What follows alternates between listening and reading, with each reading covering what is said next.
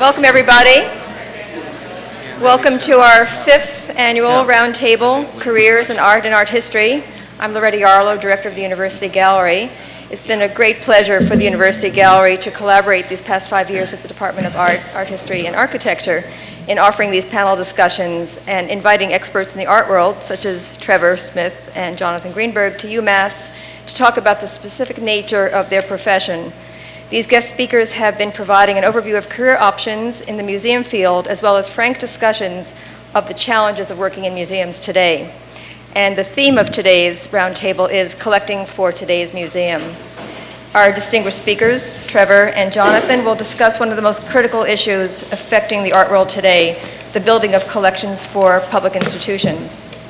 With prices of artworks at astronomical levels and the atmosphere being ever more heated and challenging, some of the questions that we hope will be raised today are among the following. How will museums compete with collectors for the world's great works today?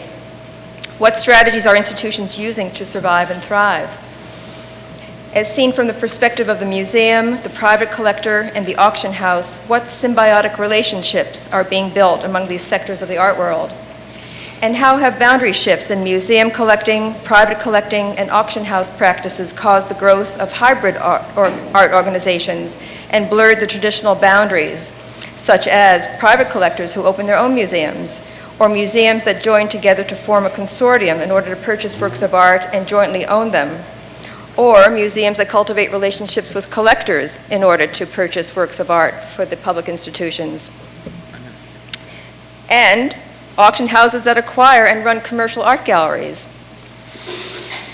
And this is all set to the context that art has been ever redefining itself, where art is seen today in the blurred culture that conflates art, entertainment, and global economies. There seems to be a shift in attention from galleries and museums to auctions and private museums constructed by mega collectors, with artists increasingly becoming international celebrities and their art become trophies for collectors around the world. So before I introduce the speakers today, I want to thank my colleagues in the Art Department Art History Program, Professors Chris Haney, Bill O'Dell, and Tim Rowan for their generous time and helping make this event possible today. And at UMass, I want to acknowledge the Office of the Graduate Dean, John Mullen, and the Vice Chancellor for Research and Engagement, Mike Malone. And I have to say, sadly, Marjorie Jacobson, who was to have been our third speaker, is not able to come today. She is in the hospital. She's injured her knee. And though we tried in the last hours to find a substitute for Marge, there's no substitute for Marge. But of course, our two speakers will really be able to talk so widely and broadly that they'll be able to certainly talk about private collecting and how the private collector and the donor impinges on their own practice in the art world. So it is a great honor and a privilege to have Trevor Smith and Jonathan Greenberg as our speakers today. I'm going to introduce them individually. First, I will introduce Jonathan, and then he will entertain questions from the audience.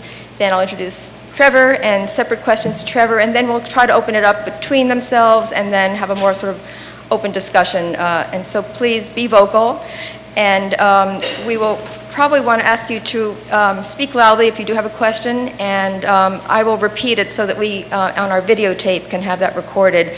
So if any of you know of people who could not attend today's event, we are videotaping it, so we will have it available. So first, Jonathan Greenberg. Jonathan received his MA in art history from UMass in 1979. From 1983 to 1993, he was director of prints at Kennedy Galleries in New York, which was founded in the 1880s as a master's print gallery, but in the 1960s it developed into a leading gallery of American art. He maintained the prints department inventory there, which ranged from old masters to American art. Then from 1993 to 99, Jonathan ran his own private dealership of prints, specializing in prints and drawings in New York City. In 1999, he joined Sotheby's to catalog prints for their online auctions and later for their arcade auctions. And in 2007, he became vice president at Sotheby's with responsibilities that include appraisals for estates and insurance, as well as auctions, preparing and editing catalogs, and installing the exhibitions for the Impressionist, Modern Art, and Contemporary Art auctions. So please join me in welcoming Jonathan Greenberg. Thank you. How do we do this one? Oh, okay. Good afternoon. In some ways, it's easier for a museum to buy art than a private collector. Galleries representing emerging artists like to sell to museums because having a work in a museum enhances an artist's reputation. Dealers proudly list the museum collections on their artist's biography pages. This is Zach Foyer Gallery's listing for Dana Schutz, a hottish new artist who incidentally insists that in order to buy one of her paintings, a private collector has to agree to buy another and donate it to a museum. This is the Dana Schutz painting. Galleries will sometimes offer very generous terms to museums, including extended payment, sometimes over several years. Of course, this preferential treatment can cut both ways. If you are buying for a small provincial museum, the dealer may wish that her artist's work not be banished there because it won't be seen by impressionable collectors, and you may find yourself being treated as badly as many persons unknown to the dealer when you walk into the gallery and ask about the availability of a hot artist's work. Auction houses like Sotheby's are, in a sense, more democratic than galleries, but that's admittedly because we can't control who buys in our auctions. However, the auction process favors some clients while providing obstacles to others. For instance, we can't quote you a price. This is an issue for museums whose acquisition committees want a figure to look at when they're making choices about buying. We also can't send works out on approval, which is an issue when that same committee wants to see the object they're being asked to buy. And the way works of art are purchased at auctions through competitive bidding can't be done by a committee, as there just isn't time to deliberate. Museums tend to get around these difficulties by acting with uncharacteristic swiftness, and they set a limit to just how to bid up, and just bid up to that. Museums really have to continuously make acquisitions because patrons, by which I mean members who make large cash donations, want to see something new and different. After a few visits to the museum, they just aren't interested in the permanent collection anymore. New acquisitions are imperative to the health of museums, and finding the money for these acquisitions stands right alongside that imperative in importance. Finding the money. It helps if your principal patron is very rich. For instance, I missed that one. For instance, the heiress to a gigantic and gigantically profitable business.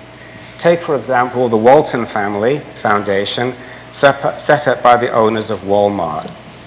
Not subject to budget restraints, the foundation went on a pretty aggressive buying binge for a new Museum of American Art, Crystal Bridges, in Bentonville, Arkansas. In the American Art auction at Sotheby's, New York, in November 2005, the Waltons went after and won 3 major paintings. This is the Morse portrait of Lafayette, which they bought for $1.2 million against an estimate of $300,000 to $500,000. This is Gilbert Stuart portrait of George Washington, which they paid $7.25 million for. And this is a beautiful portrait by Copley that they paid $3 million for. These pictures were all part of a collection of 16 consigned by the New York Public Library, who argued, and this presages what I'll be turning to later, that the paintings which had been donated to the library over a century ago were not a valid part of the collection. They are a library, not an art museum. The Waltons had already purchased through us, and somewhat controversially, the most important work in the group, Thomas Cole's Kindred Spirit. I'm showing you the picture that was that's on their website. Most of the pictures I'm showing you are just directly off the Walton Family Foundation's website. This picture had been offered the previous May to a select number of prospective bidders who were each invited to submit a sealed bid. All our press release says about the amount the Waltons paid is that it exceeded $27.5 million, which happened to be the previous highest price for an American picture at auction. This sealed bid auction is another way we sell. It's essentially a private auction, only the bidders each have no idea how much the others are bidding. The Waltons paid about $30 million for this picture, and the second highest bid could have been half of that. We'll never know. Well, they won't. Another way we sell is by private treaty, which is pretty much like retailing. We'll try to sell directly to a client with a fixed or negotiable price. Some sellers prefer this because it keeps the sale and the price a secret. Some buyers like it for the same reason. A private treaty sale secured for the Waltons was this set of portraits of the Levi Franks family dating from the 1720s, which is the most extensive surviving group of colonial American portraiture depicting members of one family. It also depicts one of the earliest Jewish families to settle in the colony of New York. I was hoping, as many of us were, that there would be interest from a wealthy Jewish philanthropist in New York, so these could be kept in the city and possibly go to the collection of the Museum of the City of New York or the Jewish Museum. But no, Miss Walton bought them, and off to Arkansas they will go. Still, another way of buying in an auction house is to bid on unsold lots after the auction, such as this sculpture by Jackie Ferrara, which failed to sell in my contemporary art auction last September. A curator for the Waltons called us up a couple of days later, made an offer which was accepted by the seller, and so that's going to Arkansas also. Clearly, the Waltons and the Crystal Bridges aren't like most museums. Their setup is more like a private collection, with all the funding coming from one private source and presumably the decisions being made in the same way. They can buy anything they want, and to prove it, they also bought from us this icon of American art, Norman Rockwell's Rosie the Riveter, in May 2002 for just short of $5 million, as well as this beautiful portrait by Sargent of Robert Louis Stevenson and his wife, which they bought in May 2004 for $8.8 million. Most museums have discretionary budgets for small acquisitions, which curators may spend with little hassle, and the definition of a small acquisition will vary depending on the museum's wealth or its priorities. Few museums have the resources to spend like the Waltons, but many museums have works in their inventory that's just lying around, undisplayed, taking up space. This can be a valuable source of funding for new acquisitions. Sotheby's has helped museums sell or deaccession property for many years. I'm sure we'll touch on the reasons why museums do this later on. For now, I want to present with you some recent case histories which should illustrate some key issues and ethical considerations. I just touched briefly on the New York Public Library's decision to sell their pictures. This was controversial, I think, because the Cole picture was so closely identified by many with the library in particular and the city in general, and the idea of it going to Arkansas to aggrandize the Walton family was, well, disgusting to many New Yorkers. But it was all legal and appropriate. Around Christmas time 2005, the Metropolitan Museum of Art acted inappropriately. They decided to deaccession this very large, very heavy sculpture by the renowned Spanish artist Eduardo Gilida, who had died in 2002 and whose commercial value, augmented by a rising euro and the growth of the Spanish economy, plus the fact that he just died, was increasing enormously. So it wasn't all that stupid a decision, it's just that they didn't have a clear right to sell it. The story broke by Michael Kemmelman of the New York Times in an article published January 14, 2006, in which she explained that the work was donated in 1986, and it's the rule, the museum's rule, that if a donated work is to be deaccessioned less than 25 years from the date of accession, the donor needs to be informed and needs to approve the decision. The museum had not done this, the donor was furious, and the consignment was cancelled. This was particularly vexing for Sotheby's because not only was the work on the back cover of the auction catalogue, but we were paying for its crating and shipping to Europe where we felt it would sell better. It was at the time on a boat in the mid-Atlantic when we had to turn the boat around.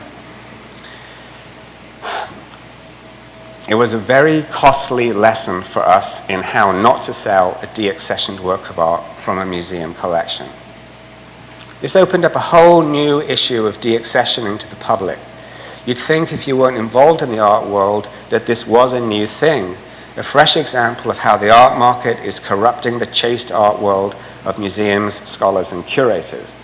Of course, it's not new at all, it's just that it's been a long time since a museum made such a foul up of deaccessioning, and at a time when the art market was making front page news on a daily basis.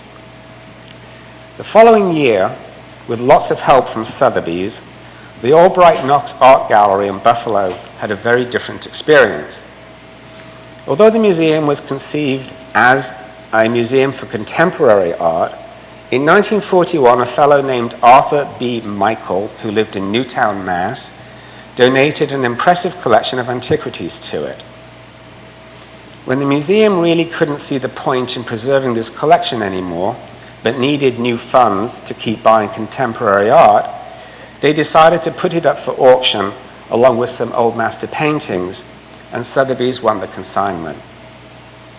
The catalogue is introduced with a short but very carefully worded statement about the deaccessioning. It makes the following points.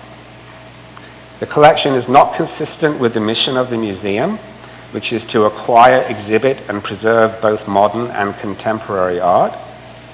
The proceeds will be spent exclusively on future art acquisitions, and it's our stuff and we can sell it if we want to. In a packed, and I mean packed, sales room, our auctioneer soberly commenced the auction, and things started getting out of control right away. The first Albright Knox lot was Lot 1, a jar, seen here, which carried a pre-sale estimate of $2,000 to $3,000, but was hammered down for $6,500. Lot 9 had an estimate of $150,000 to $250,000, and that fetched $825,000. And so it went, the hammer coming down on lots at many times their estimates. When Lot 41 came up, the mood of the room was pretty upbeat. This bronze group of Artemis and a stag from the 1st century BC was the star lot, estimate $5 million to $7 million. The bidding was opened at $4.1 million and moved steadily and rapidly to $12 million, at which point it was already the most expensive antiquity to be sold at auction. But it didn't stop there. It didn't stop until the hammer finally came down at $25.5 million. With the premium, this meant $28.6 million, which made it the most expensive sculpture of any period to have been sold at auction. But it wasn't over. As the sale went on, records tumbled. This marble statue of a Roman poet had an estimate of $125,000 to $175,000 and fetched a little over $2 million. Lot 80, a 3000 BC copper figure, estimated to sell for $150,000 to $250,000, fetched over $3 million. At the end of the day, the Albright Knox's consignment had fetched an aggregate hammer price, 25 lots all sold, of over $35 million. This is our press release. Note the archaic font.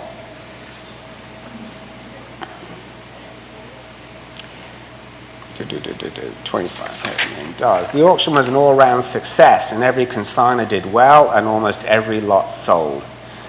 Though the eventual numbers were staggering, the aim was as to be expected: good publicity for Sotheby's, good profits for Sotheby's, and for the department, happy consigners and terrific arguments for winning consignments for the next auction. About a week later, I ran into Dick Keresy, the head of the antiquities department, and I joked to him, "Dick," I said, "you know, the problem with such a spectacular sale is that the people upstairs will expect you to match it the next time." Little did I know. In that December, all eyes were again on the antiquities department. This time, Dick's auction was enlarged from 116 to 136 lots, and he had an even more amazing consignment. I'll get to that in a second. The Guignol lioness is a limestone figure about 5,000 years old and about as long as your index finger, and has a presence few objects I have ever seen could match. This wasn't a museum deaccessioning as such, because it's been owned privately since its discovery in 1948 in Iraq. It was part of a collection formed by Alistair Bradley Martin, and here, note, strange coincidence, same initials as the Albright Knox donor, but I'll leave you to ponder on that. I think it's a strange coincidence. But Mr. Martin loaned the lioness to the Brooklyn Museum soon after he'd acquired it. And unlike the Albright Knox collection, this object had been on display almost permanently at the museum, which boasts, as you probably know, a very impressive antiquities collection. Its loss was quite a blow to the museum. But it didn't belong to them, so no need for the catalogue to justify its sale, and no timid $5 to $7 million estimate for this. Keresy puts out the word that the estimate is $14 to $18 million. So if you take out the Artemis sculpture, which he'd sold in May, he's estimating this for more than any antiquity has ever sold for. It's a risky business. Well, Lot 30 sold for $51 million, plus buyer's premium, making it $57.2 million, and we had another happy customer. All right, now one more last story. In November 2008, I was forwarded an email from a small museum, the Long Beach Historical and Preservation Society, housed literally in a house. And a little orange dot is the house. In a residential district of Long Beach, a seaside community just off the south shore of Long Island. It's just beyond the New York City limits. It's where I often go when I want to go to the beach. The society owned a painting that had been given to them by the local library, who had it since it was given to them by the father of the artist, Glenn O. Coleman, after his sudden death in 1932. The father donated it to the library because in 1932, the local library was the only public institution in Long Beach. The society had no use for the picture, since their mission was to record the history of the community, which had been founded around 1910. Amazingly, they couldn't even identify the subject. They refer to it in the email as a Manhattan architectural landscape. If I'd been shown this picture when I was 10 years old back in Liverpool, I could have told you then that it's the Empire State Building. I called them up and was on the train to visit them 2 days later. This is the picture I took when I first saw it at the Society. As you can see, it had some sort of grayish schmutz down the left-hand side, other bits of grayish muck. Otherwise, it's in great condition. Nothing had ever happened to it. There were no tears or anything in it. But it just had this very disturbing gray stuff, which someone said was cleaning fluid or paint, or they really didn't care. They didn't really know. But anyway, it was a fantastic, beautiful painting, and knowing that Coleman died in 1932, and knowing that the Empire State Building was completed in 1932, and knowing also that he'd done a lithograph of this print, of his picture in 1932, I knew it was his last painting, and it was bigger painting by Coleman than I'd ever seen before. I just thought it was a fantastic opportunity. So we had it picked up and restored, and I put it on the back cover of the Next American Art Catalog, which was in March 2009. You can see at the upper right, the little specks are still on there. My restorers were mostly focusing on the lower left part. It ended up looking pretty fantastic. March 2009 was a terrible time for the art market, and I was disappointed that it only sold for its low estimate of $25,000. The board of the society, who had ventured to Manhattan to attend the auction, were, however, thrilled with the result. We'd sold it, as I said we would, within the range I'd given them to expect. They had the best part of $25,000 to spend, which would go a long way to funding spending on repairs to the building and purchases of furniture and cheap items like old souvenirs of Long Beach, all of which fell into the society's mission statement and its purpose, and thus all of which were legitimate ways to spend funds raised by deaccessioning. Deaccessioning is common, it's legal, and it's logical. For instance, when the Metropolitan Museum of Art was donated a large collection of American prints in the 1990s, they sifted through them for duplications already in the collection, identified the better impressions, kept them, and consigned the rest to Sotheby's. Museums are often donated works which are not museum pieces. These are then sold to fund the acquisition of works which measurably improve the collection. For a museum with limited funding, deaccessioning allows it to rid their collection of objects they're never going to be able to display, to generate funds for exciting new acquisitions. For an auction house like Sotheby's, it can be a bonanza of really saleable, fresh property that's much more suited to private collections, which is our principal market. A good museum consignment draws in private consignments, and at the same time, it sets a sober standard for estimating those private consignments. I've been involved in many museum deals, and we've had mixed results, just like all other parts of our business. But it's a good business, and if it's done right, deaccessioning benefits everybody. Thank you.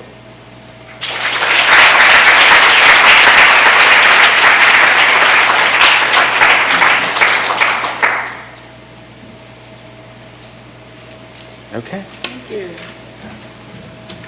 Thank you, Jonathan. That was quite an eye-opener. Next speaker is Trevor Smith. Trevor is the first curator of contemporary art at the Peabody Essex Museum in Salem, Massachusetts, which is the oldest continuously operating museum in the United States.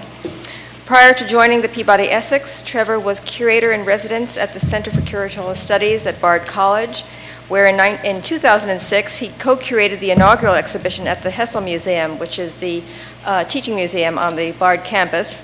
And in 2007, he presented Martin Creed, Feelings, the first large-scale survey of this artist's work. From 2003 to 2006, Trevor was curator at the New Museum of Contemporary Art in New York City, where, among other projects, he co-curated the widely acclaimed exhibition Andrea Zittel, Critical Space, and he presented a major survey of the work of Brian Jungen. From 1992 to 2003, Trevor was based in Australia, where he worked first at the Biennale of Sydney and then as director of the Canberra Contemporary Art Space. And from 1997 to 2003, he was curator of contemporary art at the Art Gallery of Western Australia. Highlights among his exhibitions there include The Divine Comedy, Francisco Goya, Buster Keaton, and William Kindred for the Art Gallery of Western Australia and the Perth International Arts Festival in 2002. He also curated a major survey of the work of Robert McPherson and presented his work at as the Australian representative to the 2002 Sao Paulo Biennial.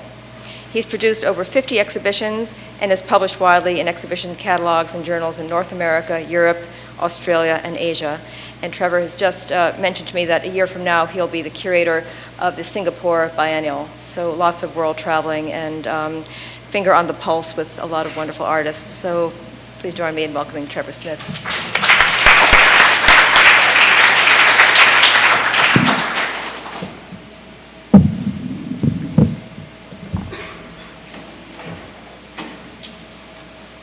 Loretta. So this afternoon, I just want to talk to you a little bit about, oh, this thing seems to be on a timer. How wonderful. Does anyone know how to quickly take this off a timer? What do you want to do? For some reason, the slideshow seems to be on a timer. Okay, well, we'll just look at it like this, shall we? It's not quite as pretty, but sometimes simple is better. So what I want to talk to you about today I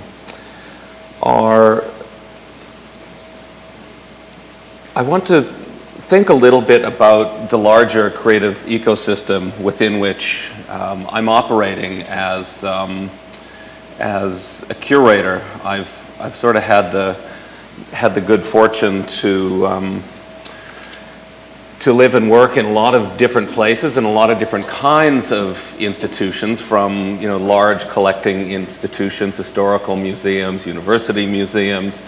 I mean, I've even made shows in my garage. So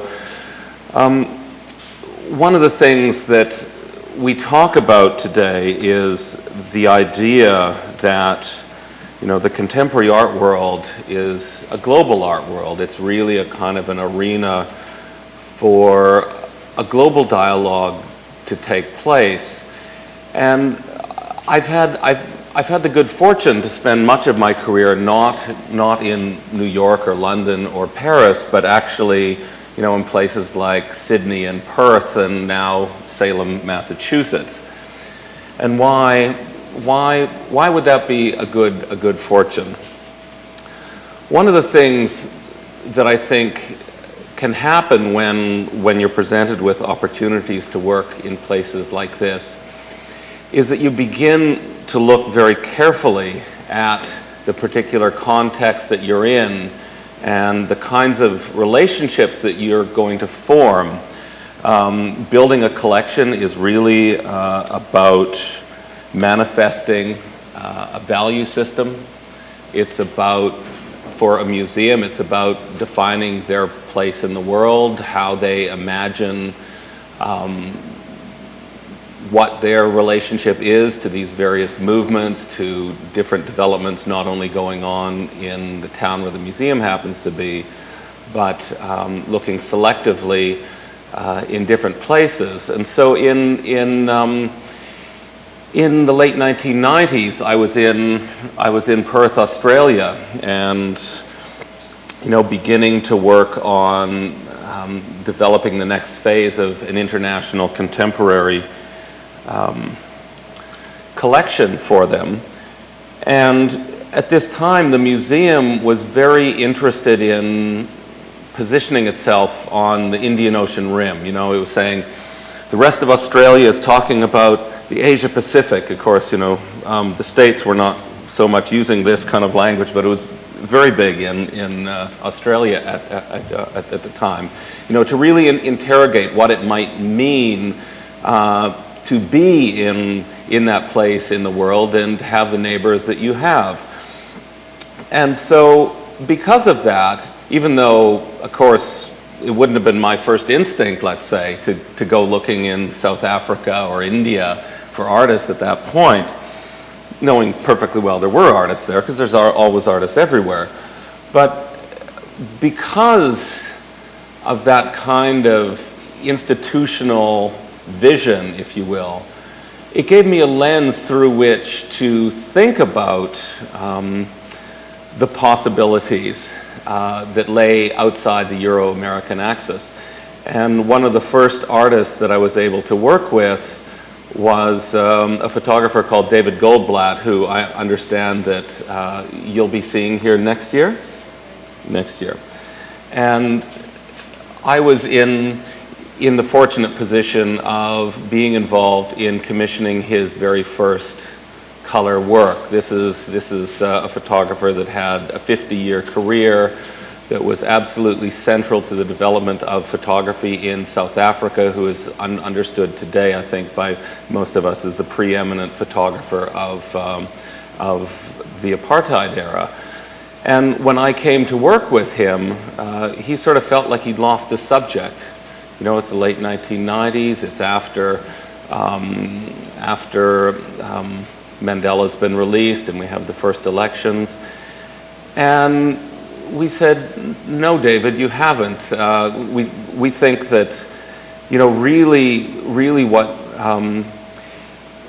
he'd been over 50 years documenting this society, this culture, not through, you know, this sort of decisive moment in that Cartier-Bresson sense, but having more to do with, you know, the quiet moments, the way that politics and ideology filters down through social structures, the way that individuals deal with other individuals. And so we put forth an offer for David to come over to Western Australia. We said, well, you know, maybe you'd like to photograph the emigre community, because Australia had a huge emigre South African community at that time. And he said, I have no interest in the chicken run, but I'm very interested in Wittenoom. Wittenoom was one of two places in the world that ever mined blue asbestos, which is one of the most toxic materials known to humankind. A single fiber that lodges in the lung can cause mesothelioma as much as 50 years, 70 years later. And the only other place in the world that this mineral was ever mined was in the Cape Province. And so this began a journey for David, a personal journey, a professional journey that led him back to the Cape and doing a lot of subsequent work. And you know, when we talk about the global art world, we talk a lot about the economy. You know, it's like, oh, there's so many more collectors, there's all these art stars, prices go through the roof. But one of the things about developing creative relationships with artists, which I think is something that both, you know, the best private collectors of contemporary art do, as well as the museums, is that you build relationships, you're in early, and you can acquire things for not much money at all. I mean, I was acquiring Goldblatt's photographs for about $1,000 each. I mean, I'm not sure what a print is now, but it's in the tens of thousands, and this is only, you know, 10 years ago. Or an even better example was William Kentridge. I happened to be fortunate enough to be acquiring his work right at the time when he was first editioning those films that are now on display at MoMA. You know, so I'm getting like the first films for $5,000 that sell at auction, you know, 18 months later for $120,000. So it's, some of it is luck, some of it is timing, some of it is about, you know, acquiring things that resonate and make sense within a particular context. Because even though, as Jonathan has pointed out, there is, of course, a very important role for deaccessioning in museums, none of us curators, when we go to acquire these things, we're all like, oh God, look at what that previous curator got, I can't believe it. And of course, future curators will look back at what I got and have some issues with it too. But when you're acquiring it, you're not really acquiring things with the view to their resale value. What you're acquiring them for is with a view to their use value within the collection, the way that they have a conversation with other objects that may have been acquired at that institution over time. And one of the reasons why I got into the contemporary art world in the first place was that for me it had to do with this kind of, it was a first glimpse, I think, into what I'd sort of describe as a more expansive cultural ecosystem than the one I was used to walking down the streets every day in Regina. It sort of was an opportunity to see the world through different eyes. And I think in many ways museums, even though we speak of them categorically, you know, we talk about the white cube, we talk about collections, we talk in these grand abstractions, but in fact often when you're,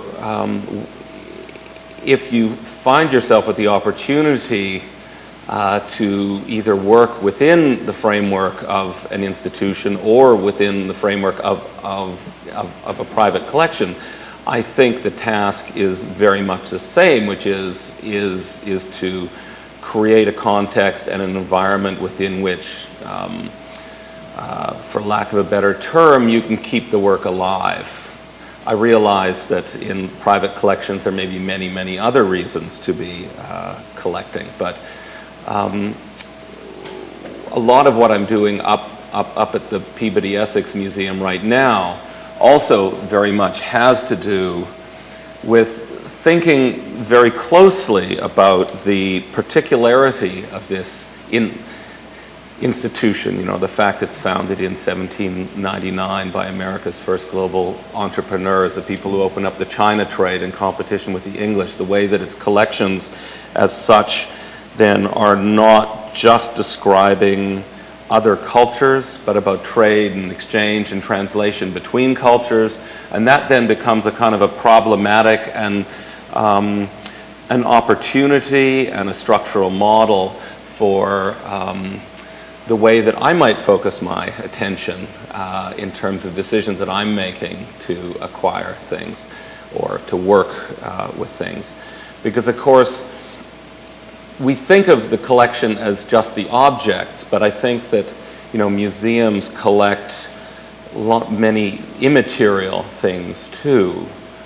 One of the most important things, of course, is that ineffable kind of experience that people have when they come to a museum in front of a work of art. In acquiring a work of art and having it on display over several generations, one begins to see the way that the meaning of a work changes, the way that, you know, something that was originally new and foreign to the institution becomes beloved or reviled, or a local art history is built up around it. And by local art history, I mean you can have a local art history in New York just as much as you can have a local art history anywhere. So these are just some shots of that Goya Keaton Kindred show that I showed you before, and it's another example of the way that, you know, collecting for an institution has other kinds of impacts. Because I'd collected Kentridge in depth, I ended up getting, you know, 6, 7 films, commissioned a major sculptural group, got a drawing, some prints. The pressure then mounts, of course, to make shows, to do something with this work. And then, of course, what kind of show makes sense? And at this point, the museum that I was working for was a real pioneer in what has now become a fairly common practice, which has to do with the linking of, you know, the contemporary art with historical works, whether you do it thematically or formally or what have you. I mean, it certainly is. We sort of started working like this back in about 97, 98. And out of that model came this show, and it was sort of about thinking, well, who would I want to juxtapose Kentridge with? And realizing that there was this, people were talking about the relationship of film and drawing in his work, and then going on to just write about, you know, graphic arts, drawing, and neglecting the film, and that nobody would really address the humor that was sort of allowing us to look at the kind of very tough subject matter that he was working with. And so the collection became the impetus to drive the show, which was the impetus to kind of do a bit of a rethink about Kindred's work and to situate this contemporary work, not with other contemporary works, but in a more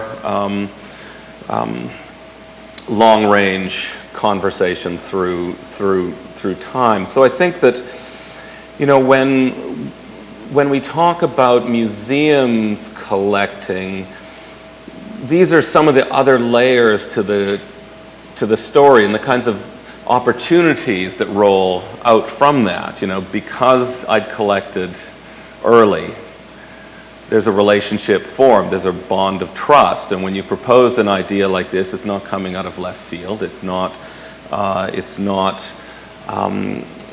coming from somebody the artist knows, at an institution that has backed him in the past, and certainly the fact that we were in early allowed us to keep buying at a favorable price that otherwise would have been far outside of our meager acquisitions budget.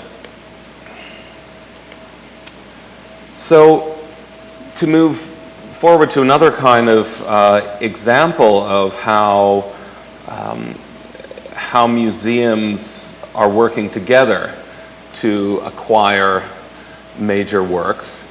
When I was at the new museum between 2003, 2006, we were involved in a collaboration with the Hammer Museum in Los Angeles and the Museum of Contemporary Art in Chicago. And the idea was that each of these institutions would nominate one artist. We would each work with that artist to commission a new work, that we would make a publication about that work, and we would tour these works to one another's venues, and we would end up owning collectively one edition of each of the works. So it was a way for these museums, which didn't have huge acquisition funds, to leverage their curatorial expertise and their reputation as being groundbreaking museums to push forward and move from the role of being, let's say, a consumer, and move more into the realm of being a producer. And I mean, this kind of model is not appropriate, of course, for all works of art, but I think especially for this kind of new media production, it's a very effective way of working if you can find two or more partners that are of like mind. And each of the artists, I think, managed to come up with works that push their practice somewhere. Arnaud Mick, whose image you see at the bottom, produced his first outdoor shoot. Fiona Tan did her first commission in America, where she went into one of the prisons outside of Chicago and did these filmed portraits of the prisoners in real time. It was sort of like a panopticon of video screens. And on the left, Patty Chang's Shangri-La. She had read about this town, this competition between towns in Western China to declare themselves the new Shangri-La. And one town was declared the winner, and therefore it became Shangri-La. And she was really kind of fascinated, first of all, by the fact that Shangri-La was a fictional construction written that became real. But what kind of reality is it? And so she went over there and shot this video and constructed the sculpture that you see on the back of the truck.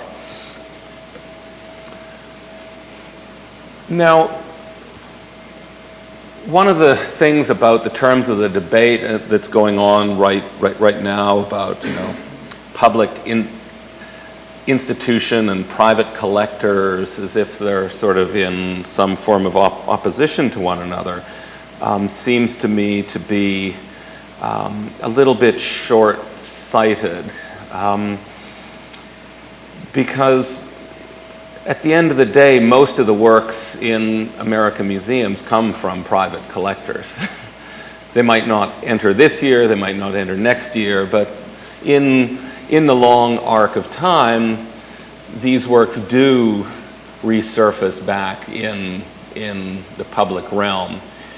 And many institutions would not survive, would not be able to do the things they do without some kind of active collaboration between the public and private sectors. And a good example of this is the Center for Curatorial Studies up at Bard College, where Mary Louise Hessel, who has been collecting works since the late 1960s in Germany and Mexico and in New York, decided that she was collecting these works but wanted them to have a public life. She had grown up in Germany with its system of public Kunsthalles and so forth, and liked the idea of, you know, having some kind of public venue for these works in a smaller place. She didn't want to be right in downtown New York. And Bard College, we're sort of beginning to kind of think about this this growing field of, or you know, the start of the field of curatorial studies. I mean, this really was one of the first schools in North America to offer curatorial studies as a graduate program. And they worked with Marlise. She has her entire collection on long-term loan. The collection is used by the students. And it's really an extraordinary facility. I mean, she's now built them 2 buildings. This is a shot from the recently built Hessel Museum. There's still the old CCS galleries. All in all, the gallery spaces are about 27,000 square feet. Plus, you know, they're running a graduate program. And it's really an extraordinary example of a private patron taking the initiative to make something happen that I think has really moved the curatorial discipline along the track. I'm just showing you some installation shots from the opening show called Wrestle that I was involved in.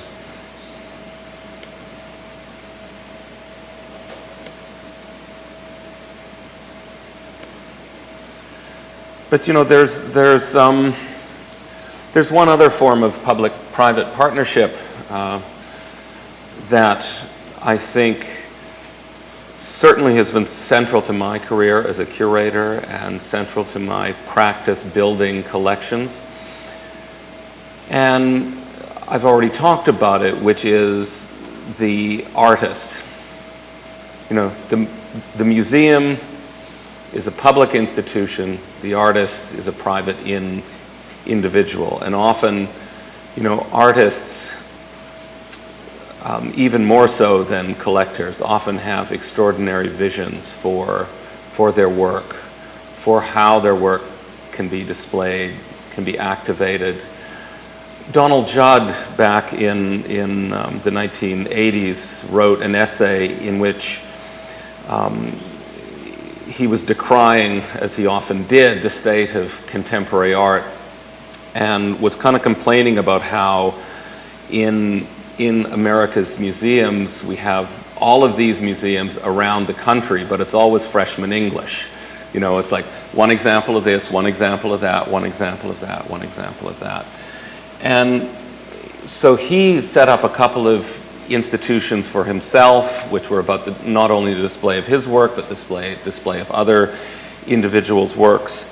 And I think that this is one of the most extraordinary experiences for me as a curator, has been visiting these spaces, not so much the well-known spaces where you have the extraordinary large-scale installations, but these more private studio spaces, which are really about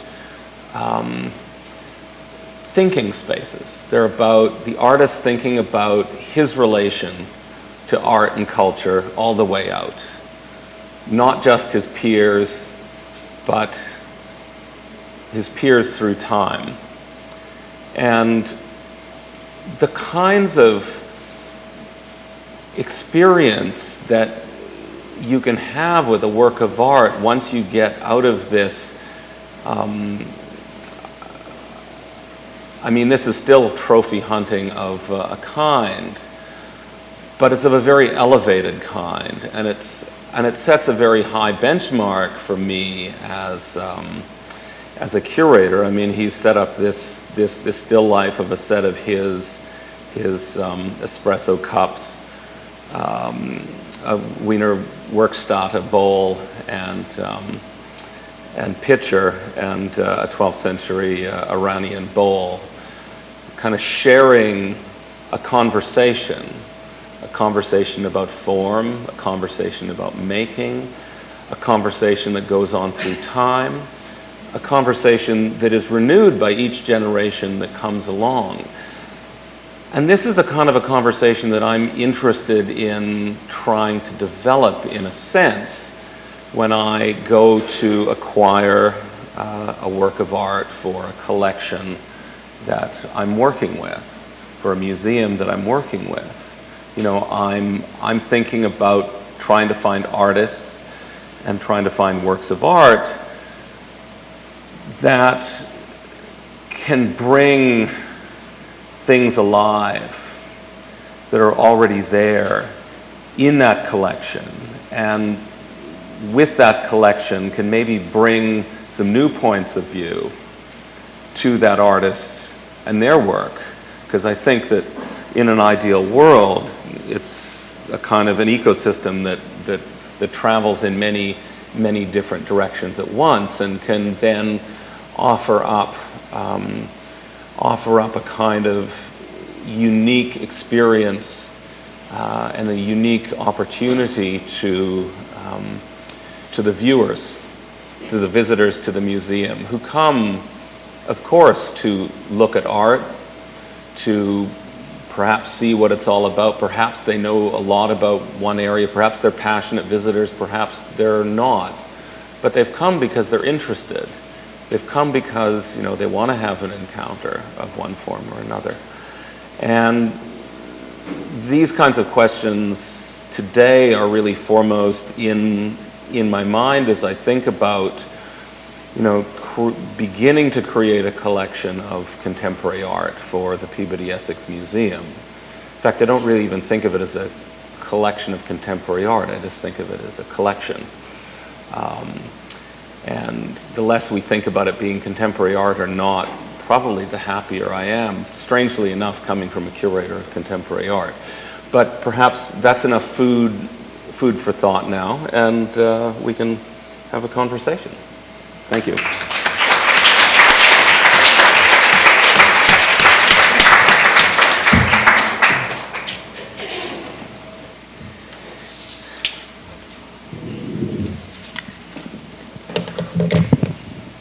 Thank you so much, Trevor. Truly visionary curating and visionary collecting for any museum.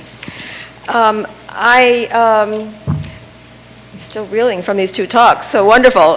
So I think I would love to open this up in general. I would maybe take some questions and then have both Trevor and Jonathan respond to your questions, but then between themselves to also pick out certain elements that are threads that have been raised in today's talk. So maybe first I'll open it up to anyone there, and I'm going to repeat your question because we're videotaping and we want to make sure your questions are heard. And again, maybe the voices are loud enough. So would anyone like to start with a question at the moment? Are there any? Yes. I'm just curious what your life was like after you got out of are today? Some interesting things that you did in between, or how your careers have kind of developed? Question, what was your lives like after college, and what led to the current life that you have today? So I guess it's to both of you. Well, I still open wine bottles.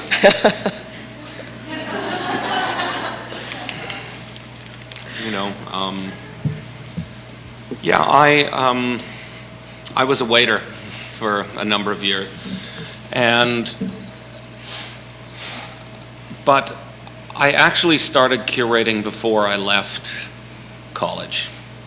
So I was still an undergrad, and you know, the strangest thing was that one day I was tired of waiting tables, and I thought, well, let's go see if I can find another job. And I walked into the student job board, and there was actually a job to research a collection, if you can believe it. And that then led to making shows, which then meant when I graduated, and I only have a BA, by the way, that I then had something of a track record. And then there was quite a few years, you know, that were kind of slow, but the real kick on for me was when I got a job running the Canberra Contemporary Art Space, because all of a sudden, from kind of making shows up in my head and having ideas and critiquing them in my head and throwing them out because they weren't perfect, I had to understand that, in fact, that was the point. You know, that obviously one wants to think critically about what one is doing, but you have to get it out there in the world, otherwise you're not making anything, you're not having an impact, you're not affecting anybody but yourself. And running a space like that, I mean, I was responsible for somewhere in the neighborhood of 40 or 50, you know, exhibitions, talks, projects, etc. a year, and then was doing things in my garage at the same time. I mean, we were running on a budget of, just to give you some perspective, about $30,000 a year that was available for programming, and that included like mailing out invitations that people might actually come and see what you were doing. So it was, you know, very, very modest circumstances, but I've always kind of believed that if you concentrate on the task at hand and believed in enough in it, that things will kind of roll from that. Art, because all that I've ever really been interested in is looking at art and thinking about art and talking about art. And the only real difficulty then was to try to find someone who would pay me to do all that. And the art market seemed to be the most obvious and lucrative way of getting that. Obvious maybe, lucrative probably not most of the time. I did get a job shortly after graduating in an auction house in New York. It was probably the most terrible auction house in New York. And I may have been the most terrible cataloger anyone had ever seen. But the good news was that since it was so terrible, nobody really cared, and I learned an awful lot, and I learned until the auction house went out of business, and then I was working for a friend who was running an antique shop downtown, and I was on like $150 a week, and I was also illegally in the country.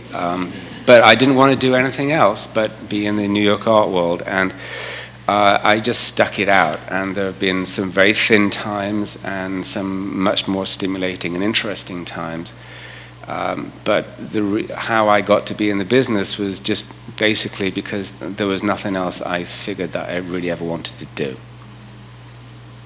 It sounds like it's a passion at an early age, and that a teaching museum on campus may have been instrumental as well for both of you. So there we go. Definitely. You know, it's interesting because, like, growing up in Regina, I mean, there's almost no art market. You go to Vancouver, you go to school in Vancouver, none of the great names that are now such important figures in the contemporary art world actually had gallerists there. Like all that activity was, a lot of the activity was going on in artist-run spaces and so on and so forth. And that's probably, why that would be one of the reasons why I sort of went the museum route. It was sort of a way for me to be involved in this conversation. Mm-hmm. So it's sort of interesting how circumstance can play a big role in what you can envision. I think for me, the vision of a museum that I grew up with was more academic and more conservative. If I'd known that there was such a thing as contemporary art when I was studying, I may have taken a different trajectory myself. I never really. I actually thought that, even though I, depend upon it for a living now, for a long time I thought contemporary art was almost like a joke, and contemporary art history was, an oxymoron. An oxymoron, yeah. I met people who were studying, doing the master's degrees in contemporary art, and I thought, how can you be doing that? Well, I still sometimes wonder. I sometimes wonder too.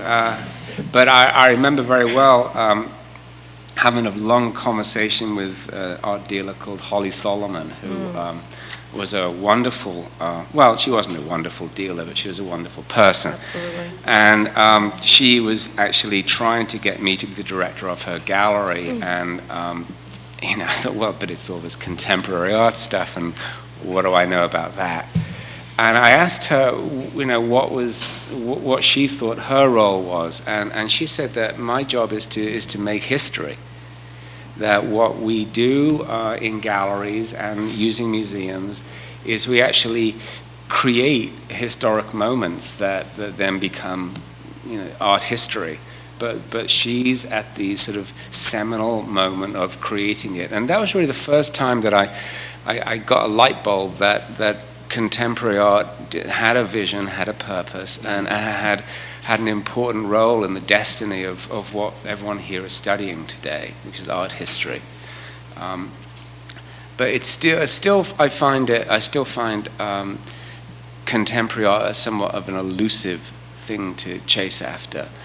And I think you touched on it about what will future curators think about the decisions that you made. And the answer to that is that they're going to hate it. Yeah, like there'll be some things that pass muster, and a lot of things that won't. But this has always been the case, I think, with museum acquisitions, and it's sobering. But let me ask you something.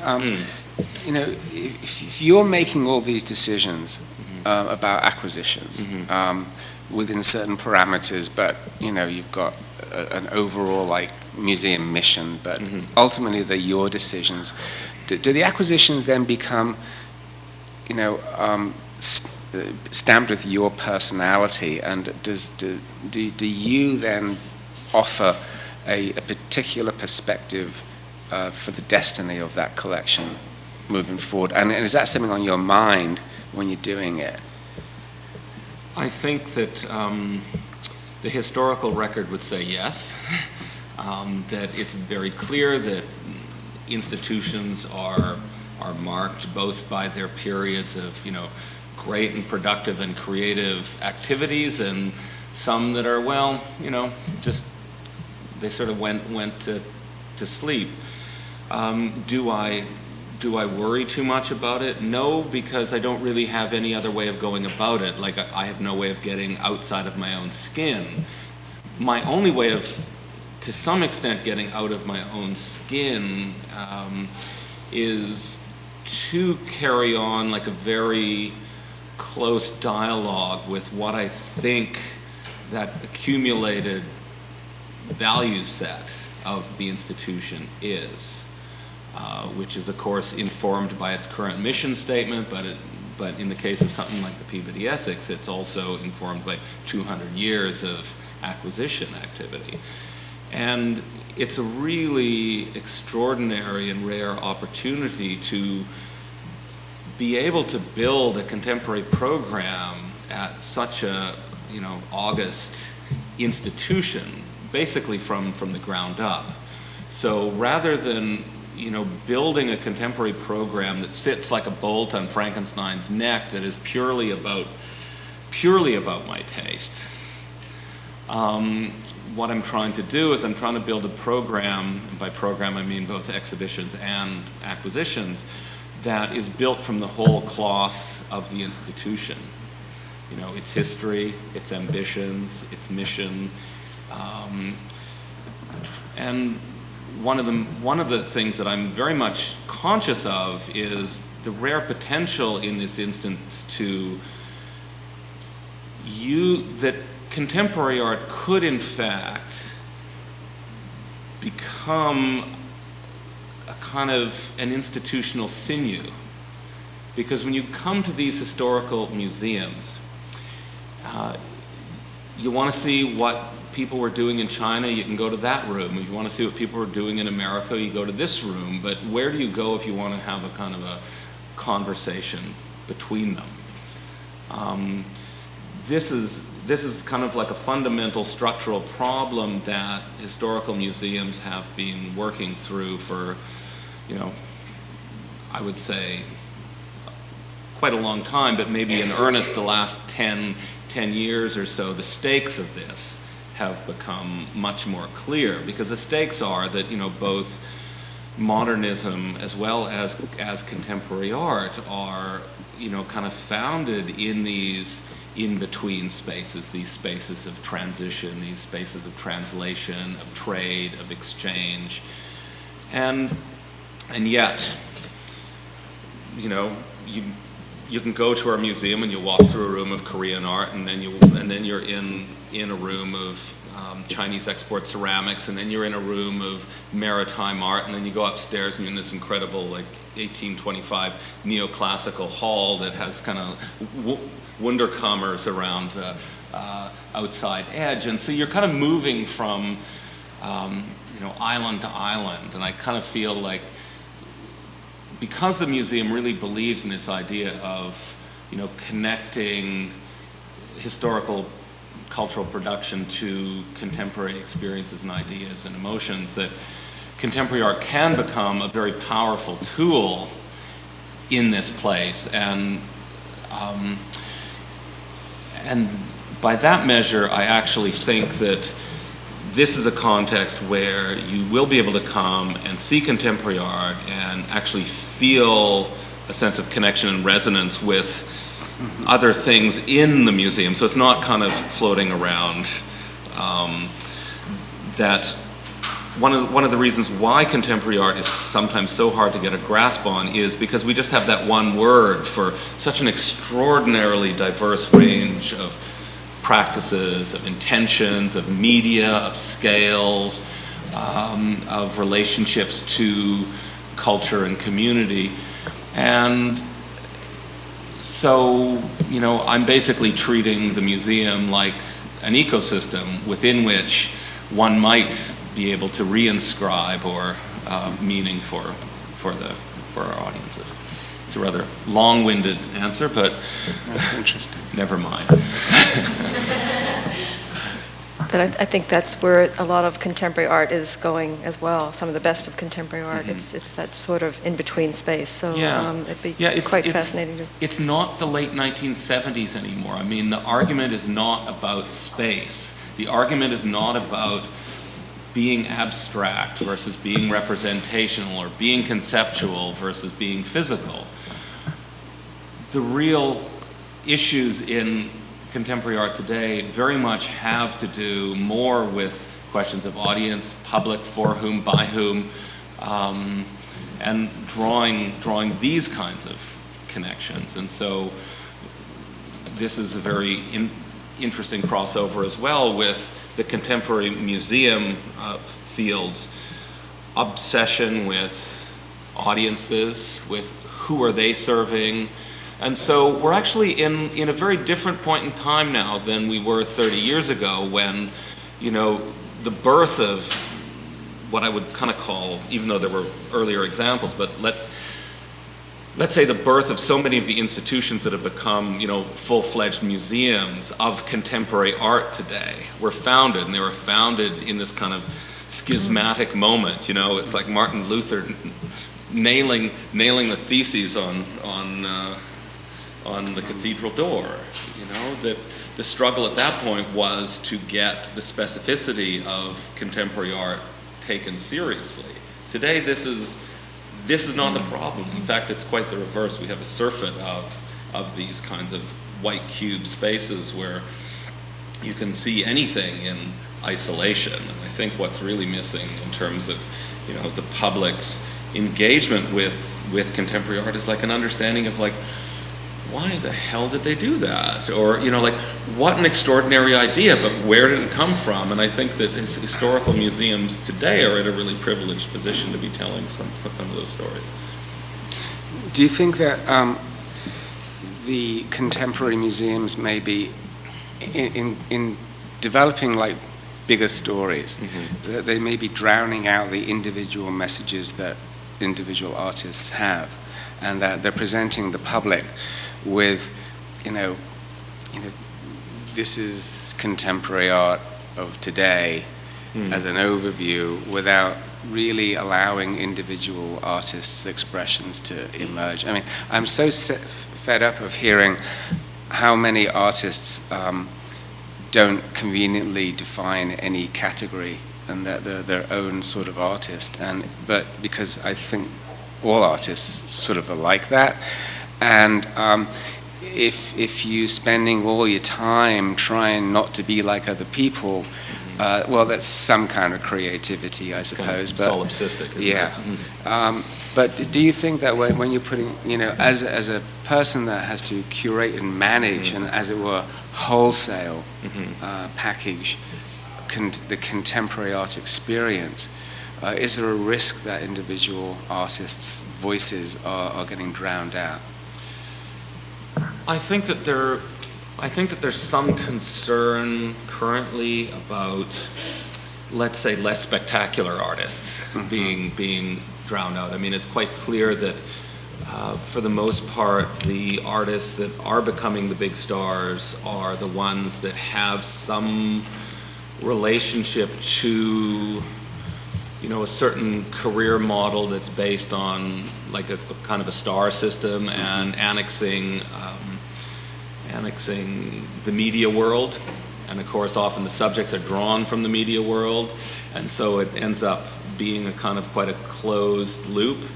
But even those artists, I mean, if you think about somebody like Takashi Murakami, who is very adept at playing that game, I think increasingly you can also see him going back into traditional Japanese art and drawing on, sources that are in many ways obscure to Western audiences, but are absolutely central to, his experience. I mean, he studied all that art history, and so, or somebody like Koons, like there's a side to Koons which is just like a media buffoon, but you start to encounter those extraordinary works, and just the sheer intensity of the physicality, the craftsmanship with which he's making them, his kind of attention to detail, the scale,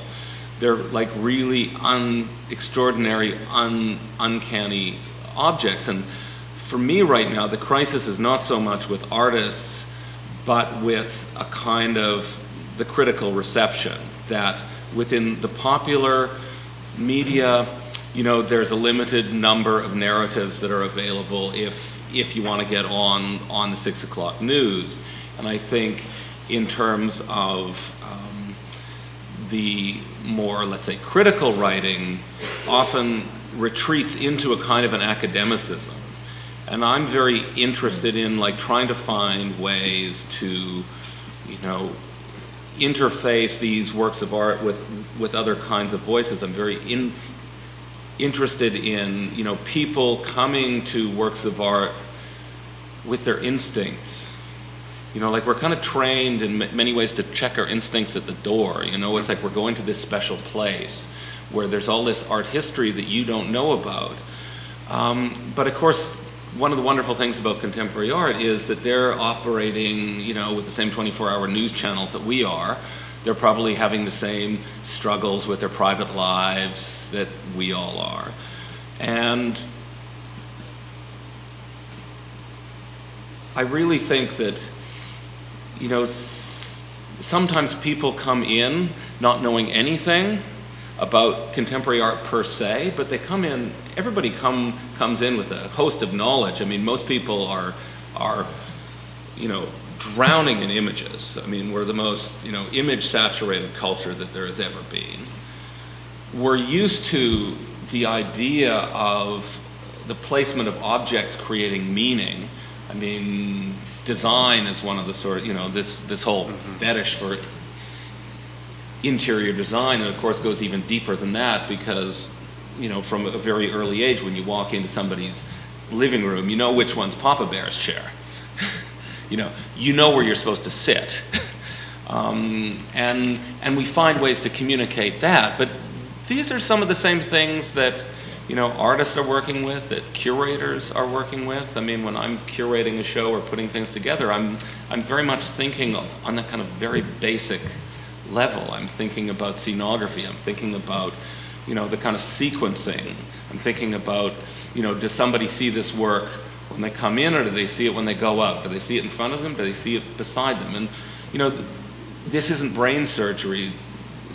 I mean, I'm very happy if somebody wants to come in and write an academic piece about a show that I've done.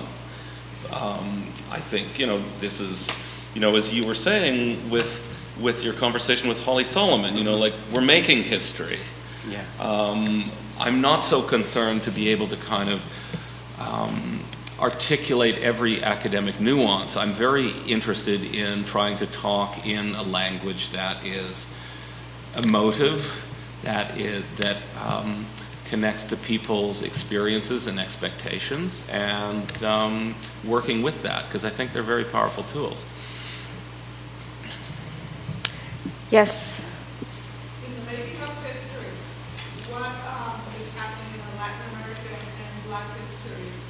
When you go to your shows or acquire art in Latin America, I just went to a museum and the work is labeled after a different country rather than Spain. And I found that to be the case in some places. So I wanted to know, how are you including the Latino and Black populations in your work? Question about Latin American art and how, well, both of you, auction house and curating, collecting, would incorporate that culture. Okay.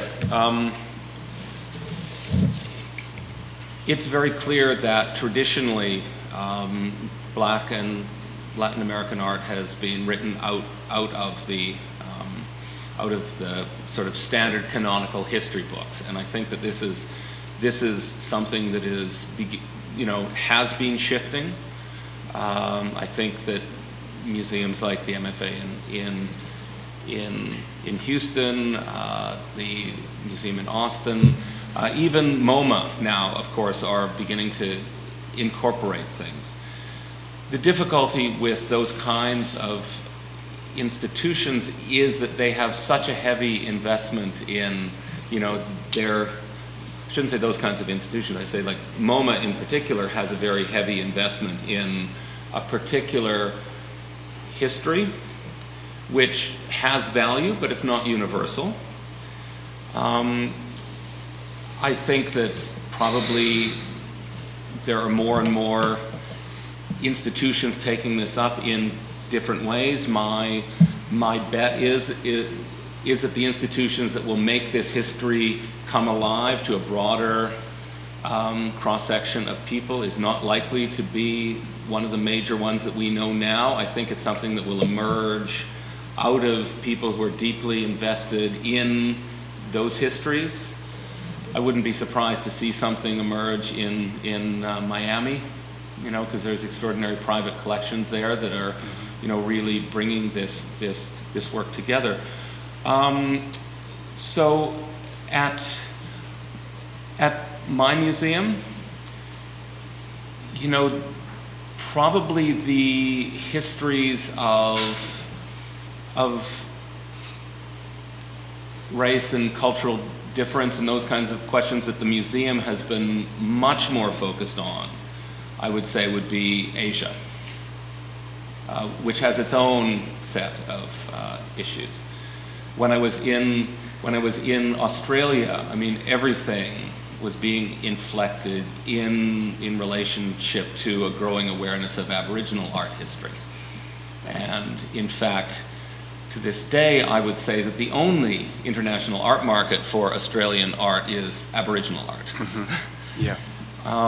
In Singapore, which is a global exhibition, I'm planning a research trip to Latin America in May and June. I mean, I know a little bit of what's going on in Brazil, but I also have curatorial colleagues who know a lot more than I do. So, you know, I'm reaching out to them. When it comes to you know, a kind of like a final decision about something, let's say at PEM, what I'm like delighted. The more diverse I can make this program, the more delighted I will be. I mean, I'm probably going to work with 2, 3, 4 artists a year. That's it.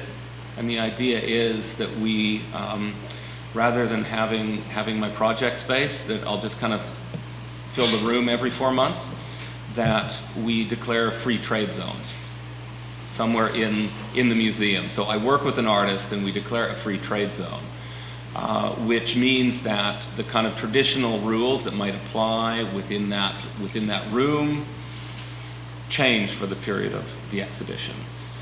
And I think that this could be a very powerful tool, I think, to address some of those questions. But I'm not sort of at this point ready to talk about artist A or artist B yet.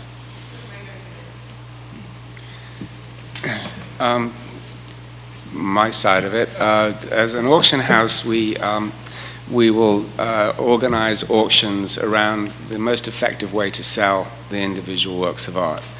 And a common way of doing that is by organizing them culturally. So we do have auctions of Latin American art twice a year.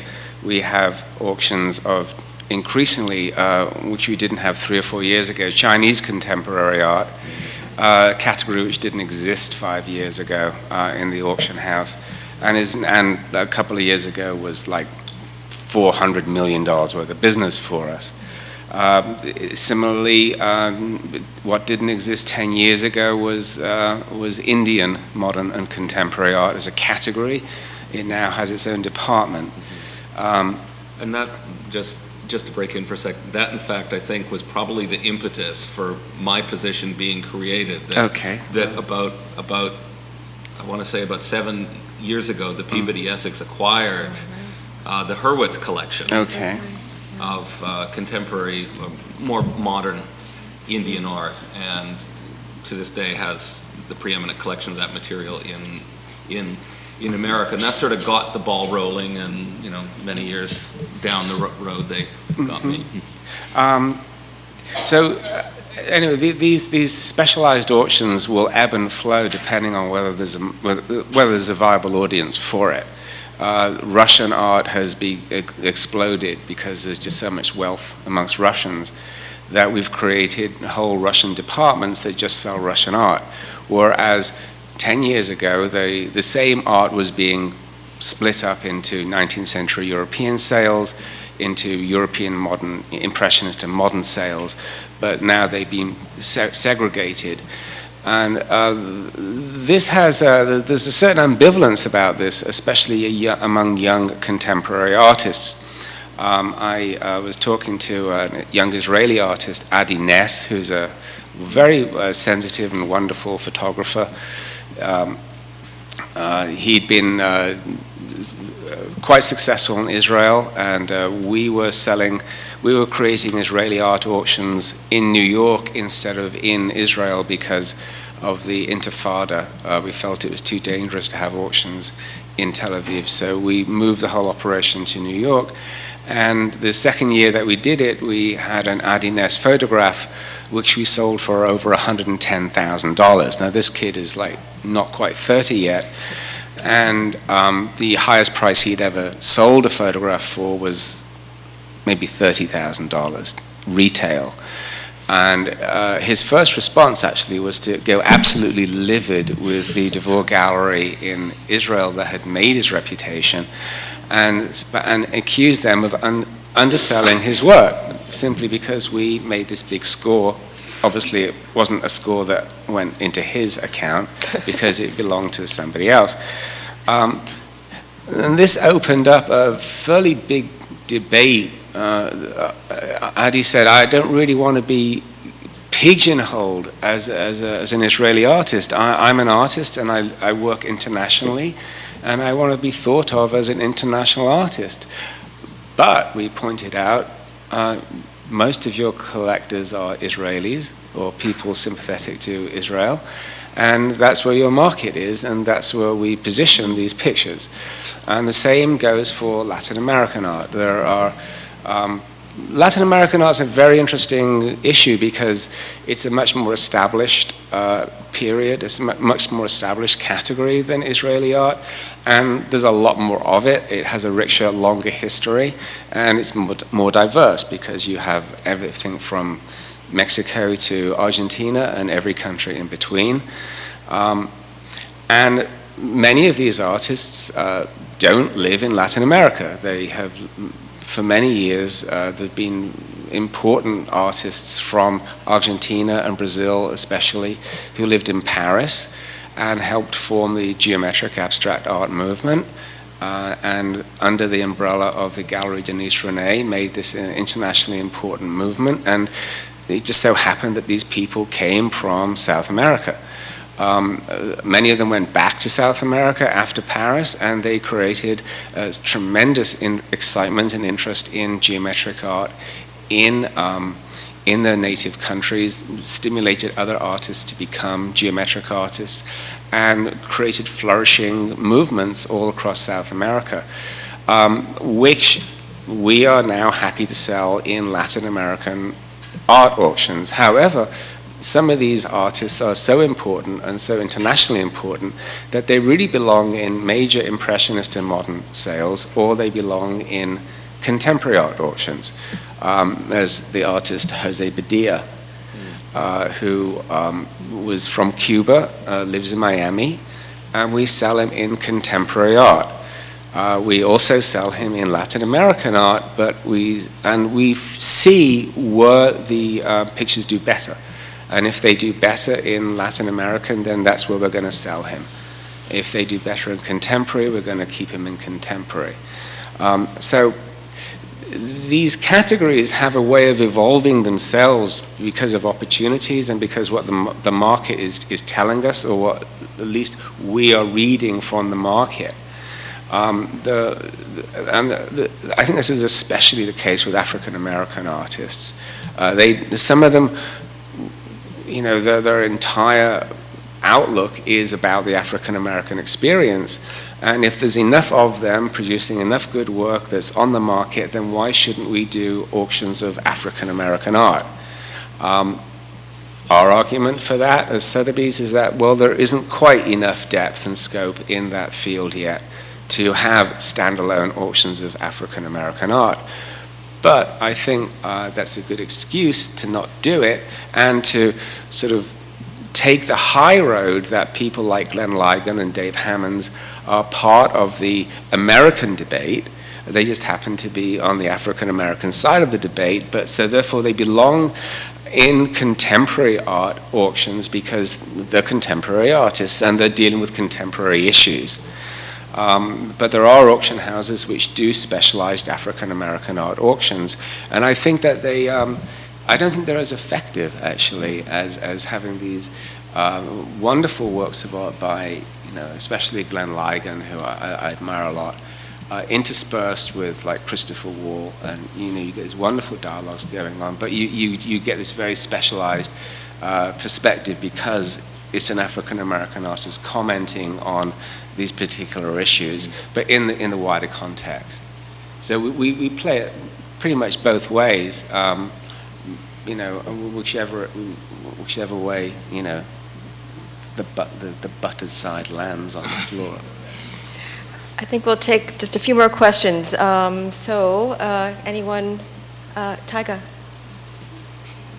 I'm sitting here trying to make this into a question, so I guess I'm getting a little disturbed as you speak because there's such a paradox going on for me as far as you represent very conservative institutions that for the past 60 years, Western artists have been very involved in institutional critique and have pushed different ways of making changes in those institutions, be it by ethnicity or by gender. And yet here we are today, and it's as if, I don't know, you're wearing like 2, 3 hats here as far as you're the institutions that artists bang their heads against and try to change, yet at the same time, you're the advocates for artists, and yet you're also the people who are the middlemen, and in this case, literally men, to power and recognition. And so I'm trying to make a question of this, but I guess I'm just confused as to how you negotiate perhaps all of that within yourselves, knowing certainly you're on the pulse of contemporary issues and institutional critique, how you view, and whether or not you grapple with those issues yourselves. How to summarize? You guys want to summarize? Well, institutional critique and change to institutions that are of a traditional nature, auction house and museums, and the fact that you are both men.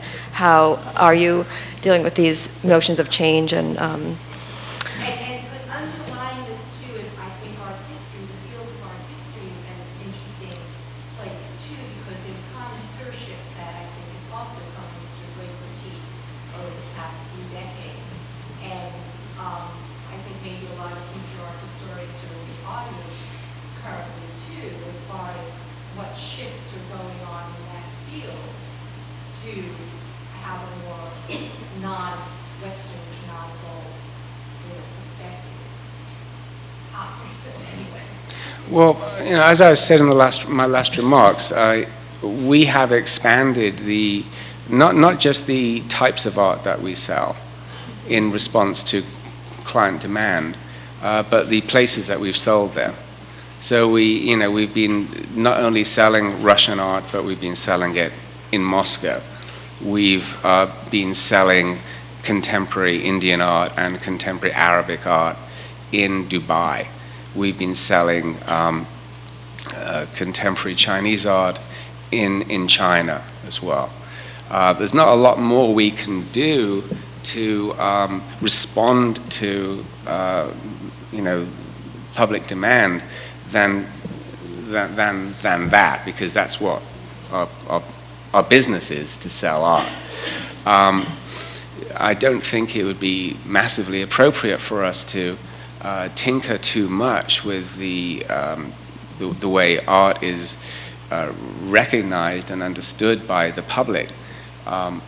We have our go. We did this fantastic Red exhibition, which was done for not-for-profit, and it raised like $60 million for fighting AIDS in Africa, and that was followed by the even more startling Damien Hirst auction, and both of those were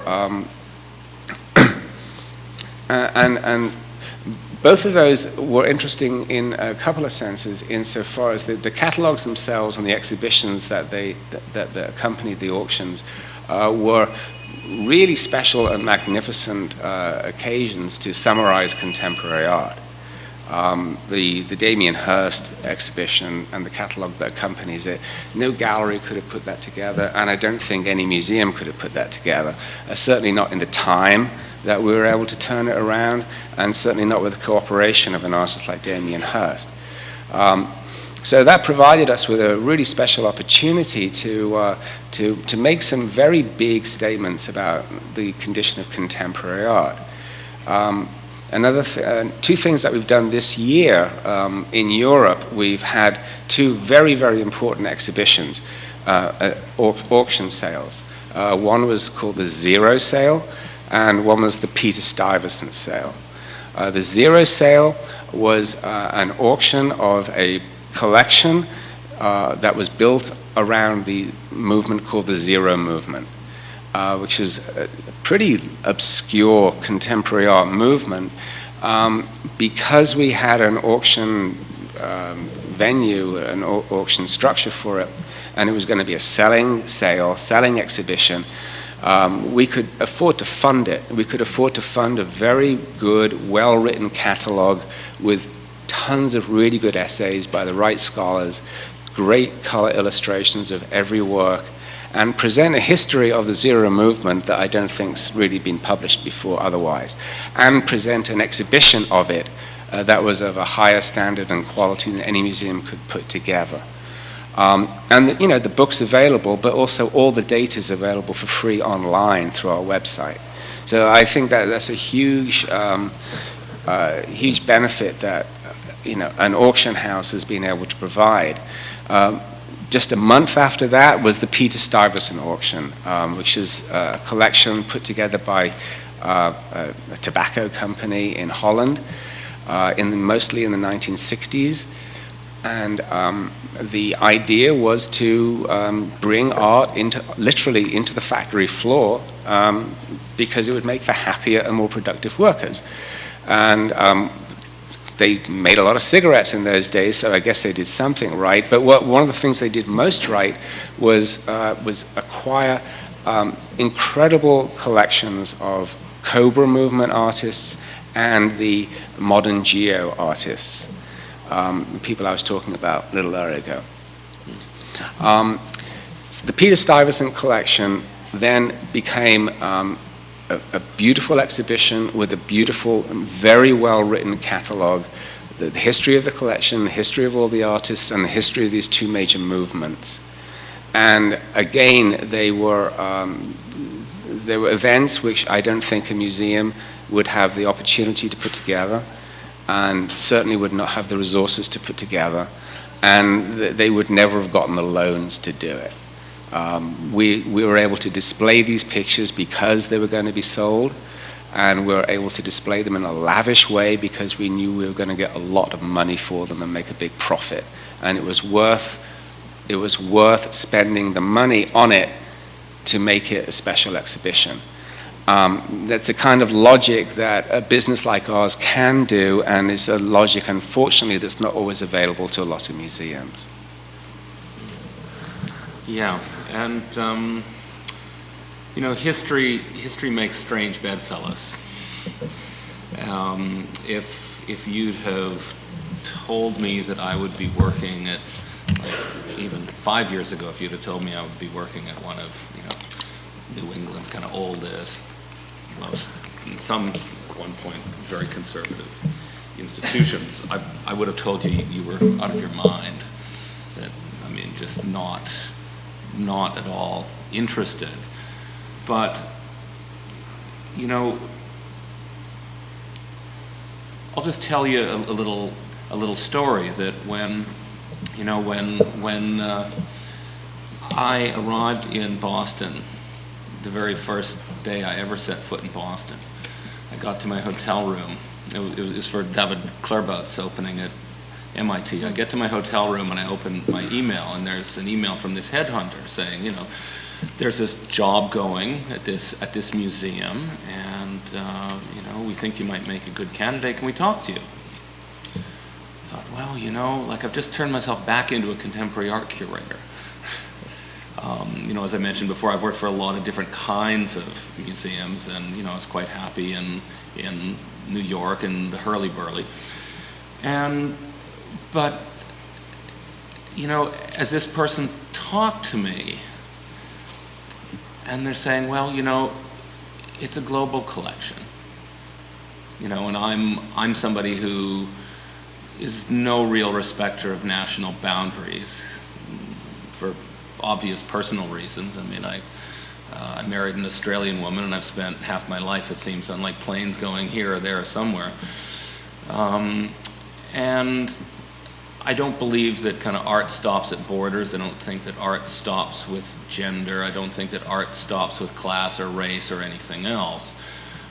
Again, I think the issue is in these reception systems, of which, of course, the museum is one, and that, of course, is one of the things behind my thinking in terms of something like the Freeport model. But, you know, to slowly, like, I was listening to this headhunter as she started listing these things, and then kind of talking about the idea that this is a museum that really does believe in the transformative potential of art, that it's, you know, it wants to connect the past and the present. And, you know, I'm a person that has very, very, very broad interests and tastes, and I kind of thought, well, you know, where the hell else am I going to be able to bring all these parts of my experience to bear in this country? You know, and like there's a pretty short list right now. I mean, there's not that many institutions that are ready to do this kind of project. And so, you know, I may be, you know, a white, middle-aged white guy. You know, I kind of come from the Canadian prairies. My parents were farmers. My dad was a nursing orderly. It's not like I even darkened the door of an art gallery until I was 18. So, you know, there is something, you know, there's a whole history there.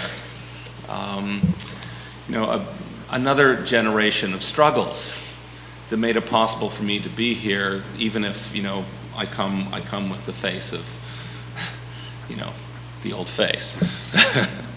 Hopefully I've learned a few things from everybody along the way. I think on that exciting up note, we will adjourn, and thank you all for coming, and thank you both for being here.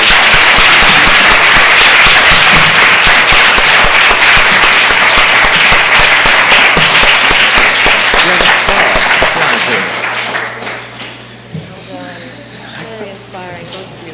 Really. Yes. Didn't we sell some of that Hurwitz's collection? You did. I thought so, recognised it. We left. That was like the first big Indian art show I saw, like 2002 or something. Yeah, exactly.